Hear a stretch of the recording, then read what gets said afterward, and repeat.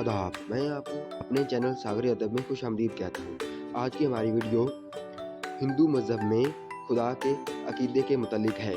ये वीडियो उन बच्चों के लिए ख़ास होने वाली है जो तहकीक का काम करते हैं, या उन लोगों के लिए जो इंडियन मूवीज़ देखते हैं लेकिन उन्हें समझ नहीं आती कि वो किस मौका पर किस भगवान की पूजा कर रहे हैं। चलिए वीडियो को शुरू करते हैं। अगर हम सबसे बुनियादी जो कंसेप्ट है खुदा का हिंदुज़म में उसकी बात करें तो वहाँ दो खुदा में मिलती हैं।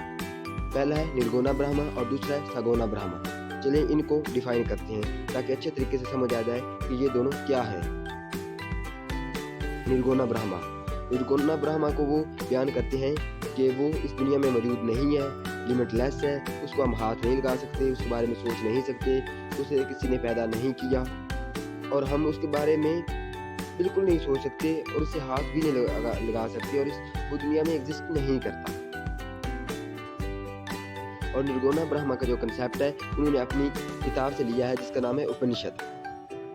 उसका चैप्टर नंबर 4 वर्स नंबर 19 है, उसमें लिखा हुआ है there is no reflection of God, यानी खुदा का कोई एक्स नहीं है। जब खुदा ही मौजूद नहीं है इस दुनिया में तो उसका एक्स किस तरह मौजूद हो सकता है। तो यह है हिंदुओं का अकीदा। और इसी बुक में चैप्टर नंबर 6 वर्स नंबर 9 में लिखा हुआ है गॉड हैज़ नो पेरेंट्स, मतलब जो ये गॉड है निर्गुणा ब्रह्मा इसके वालिदैन नहीं है, क्योंकि उसे किसी ने पैदा नहीं किया तो उसके वालिदैन कैसे हो सकते हैं, और वो मौजूद भी नहीं है और हम उसे हाथ भी नहीं लगा सकते। ये था निर्गुणा ब्रह्मा का कंसेप्ट। अब अगर बात करें सगुणा ब्रह्मा के मुतालिक तो हिंदू से पर्सनल डिस्क्रिप्शन के साथ बयान करते हैं। वो कहते हैं कि हम उसे देख सकते हैं, हाथ लगा सकते हैं, वो इस दुनिया में मौजूद है और वो जब भी इंसानियत खतरे में होती है या मुसीबत में होती है तो आता है और लोगों को उस खतरे से और मुसीबत से बाहर निकालता है। और जो सगुणा ब्रह्मा का कंसेप्ट है उनकी फिलॉसफी है पैंथीज़म, और पैंथीज़म जो फिलॉसफी है उनसे लिया है। पैंथीज़म जो फिलॉसफी है उसके मुताल्लिक है everything is God such as man, idol, trees and fire, मतलब हर चीज़ जो इस दुनिया में एग्जिस्ट करती है वो खुदा है। इस वजह से वो हर चीज़ की पूजा कर रहे होते हैं, बुतों की कर रहे होते हैं, टेम्पल्स में दरख्तों की कर रहे होते हैं, सूरज की कर रहे होते हैं, आग की कर रहे होते हैं। ये जो कंसेप्ट है उन्होंने इसी फिलॉसफी से लिया है। अब यहाँ पर एक सवाल है कि उन्होंने खुदा की दो कैटेगरीज क्यों बनाई। उनका ये मानना है कि हमने इस वजह से दो कैटेगरीज बनाई, वो लोग जिनका फिलोसफिकल माइंड है जो कि डीप लेवल तक जाकर सोच सकते हैं, उनके लिए वो खुदा है जिसकी डिस्क्रिप्शन नहीं है, यानी हम उसके बारे में सोच नहीं सकते, हम उसे देख नहीं सकते। और वो लोग जो कॉमन माइंड के हैं उनके लिए है सगुणा ब्रह्मा, ताकि वो टेम्पल्स में जाएं, उनकी इबादत करें, उनके सामने झुकें तो उनको ये समझ आ जाए कि खुदा है। इस वजह से उन्होंने ये दो कैटेगरीज बनाई। सगुणा ब्रह्मा का जो कंसेप्ट है भगवत गीता उनकी किताब है उसमें भी है, chapter number 7 verse number 20, all those whose intelligence has been stolen by the material desires to worship other than God, यानी वो लोग जिनकी जो सोच है वो मटीरियल डिज़ायर जो दुनिया में चीज़ें हैं उनकी तरफ है, वो खुदा के अलावा दूसरी चीज़ों की पूजा करते हैं, यानी जो भी रुपए के पीछे भागते हैं, इज्जत के पीछे भागते हैं, वो उस खुदा की इबादत नहीं कर सकते जो कि लिमिटलेस है या उसकी डिस्क्रिप्शन नहीं है। इस वजह से उनके लिए भी सगुणा ब्रह्मा है। अब मेन जो उनके खुदा है उनके बारे में बात कर लेते हैं। वो कहते हैं ट्रायड ऑफ गॉड्स, इनको हिंदी में कहते हैं त्रिमूर्ति, खुदाओं की त्रिमूर्ति, गॉड्स की त्रिमूर्ति। इसमें है Brahma first one, second one Vishnu and third one is Shiva. अगर बात करें ब्रह्मा की तो आप ये तस्वीर भी देख रहे हैं, ही हैड फोर हेड्स, उसके 4 सर हैं, 4 हाथ हैं और 4 ही उसके फेस हैं, जिसकी डिस्क्रिप्शन है। और ये जो ट्रायड ऑफ गॉड्स है ये सगुणा ब्रह्मा की आगे अक़साम है, ठीक है। निर्गुणा ब्रह्मा की अक़साम नहीं है क्योंकि वो है डिस्क्रिप्शन लेस, तो उसकी अक़साम कैसे हो सकती है, और इस वजह से सगुणा ब्रह्मा की इसमें है। ब्रह्मा की ये है। अगर डिटेल इसके बारे में बात करें तो ये क्रिएटर है।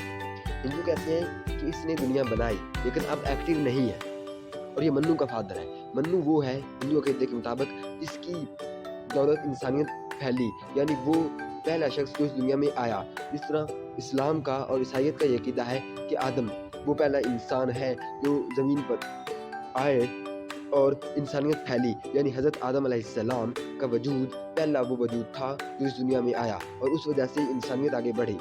और अगर हिंदू अकीदे की बात की जाए तो उसमें है मन्नू और उससे नस्ल इंसानी आगे बढ़ी।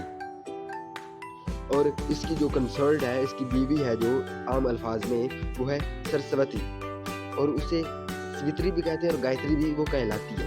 आप तस्वीर देख सकते हैं उसकी। और व्हीकल इसकी सवान है, सवान हंस होता है और जब ये सवारी करते हैं ब्रह्मा जो है तो ये इस पर बैठ कर आगे जाती है। और जो ब्रह्मा का कंसेप्ट है, ये ऋग्वेद इनकी वो किताब है जो वेरी बेसिक है। जिस तरह इस्लाम में कुरान मजीद है और हदीस की किताब है सही बुखारी, इस तरह ऋग्वेद उनकी वेरी प्राइमरी जो नॉलेज है वो है ऋग्वेद में।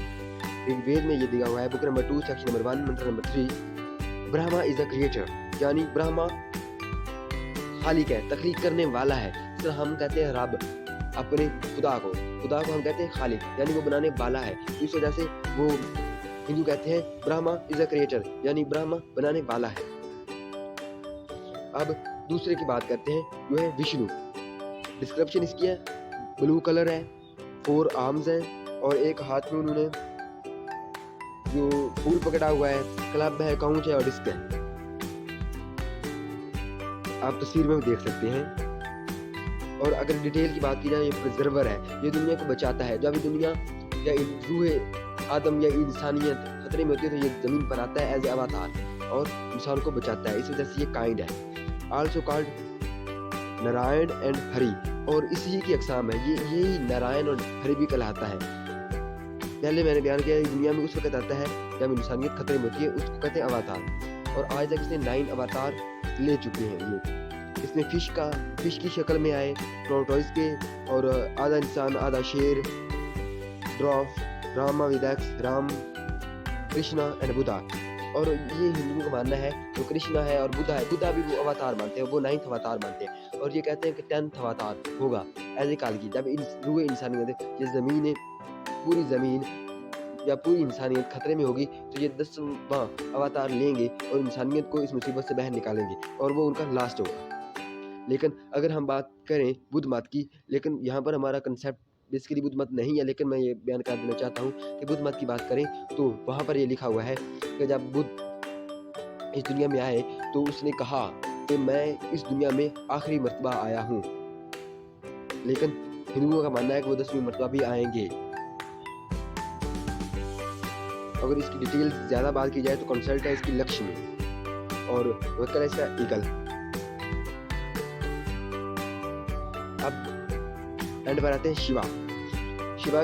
3rd eye on forehead, snake round neck, यानी इनकी जो तीसरी आंख है इनके माथे पर है और एक सांप है इनके गले में लटका हुआ है। और जो चांद है इनके सर पर होता है। और इनके जो बाल हैं वहाँ से जो गंगा है उनकी मुकद्दस दरिया है उनका, गंगा वो बहता है, वहाँ से उसका जो है ना सफ़र शुरू होता है, वहाँ से उसकी शुरुआत होती है। और जो त्रिशूला है उसका हथियार है और त्रिशूला आप देख सकते हैं उसने पकड़ा हुआ है आपने। डिटेल्स की अगर बात की जाए तो ये डिस्ट्रॉयर है, ये दुनिया को ख़त्म करता है। और ये क्योंकि ये ख़त्म करता है इस वजह से ये ख़त्म करने के लिए बीमारियाँ लाता है और मौत लाता है। और इसको महादेव भी कहते हैं, महेश भी कहते हैं और भोलेनाथ भी कहते हैं। ये तीनों इसके ही नाम है। और ये गणेश का फादर है। गणेश वो है जिसका आधा सर हाथी का है और बाकी जो आधा धड़ है वो इंसान का है। ये है शिवा का बेटा गणेश। अगर डिटेल ज़्यादा बात की जाए तो कंसल्ट इसकी है पार्वती। और पार्वती जो थी वो काइंड थी, लेकिन उसने फिर अवतार लिया एज ए दुर्गा। और दुर्गा जो थी वॉरियर थी, वो लोगों के खिलाफ लड़ती थी। वो लोग जो कि हक पर नहीं होते थे, ना हक लड़ते थे वो। और उसके बाद उसने फिर अवतार लिया और वो थी काली। और वो आप तस्वीर देख सकते हैं कितनी खौफनाक। ये बेसिक गॉड्स थे। और उसके बाद हम उन खुदाओं की बात करते हैं हिंदू अकायद के मुताबिक जो कि ऋग्वेद में मौजूद है। मैंने पहले भी बताया कि ऋग्वेद जो प्राइमरी नॉलेज है वो ऋग्वेद में मौजूद है। ऋग्वेद के 4 हिस्से, और जो ऋग्वेद में मौजूद है खुदा, उनमें है इंद्रा, अग्नि और सुमा। जो इंद्रा है वो जो तूफान आते हैं और जो जंगें लड़ी जाती हैं उनका खुदा है। उसके हाथ में बिजली की कड़क है और वो सफ़ेद हाथी पर सवार है। और जो अग्नि है वो जो सैक्रिफाइस होती है, हिंदुओं की जो कुर्बानी होती है उनको जो एक्सेप्ट करती है वो है अग्नि। उसके भी 2 सर हैं, आप तस्वीर में देख सकते हैं, और वो रैम पर मेंढा उस पर सवार है। Soma is a plant essential in the sacrifice. जो सुमा है वो भी एक वो प्लांट है बेसिकली, और सुमा शराब को भी कहते हैं हिंदू अकायद के मुताबिक। और जहाँ कुर्बानी दी जाती है तो वहाँ पर इसका मौजूद होना लाजमी है, और वहाँ पर जो लोग मौजूद होते हैं उन्हें शराब भी पेश की जाती है।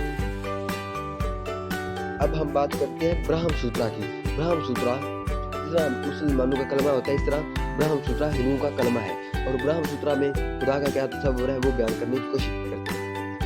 वहाँ पर ये लिखा हुआ है खुदा सिर्फ एक है, दूसरा कोई नहीं, जरा भी नहीं। यानी there is only one God, not a second one, not at all, not in the least bit।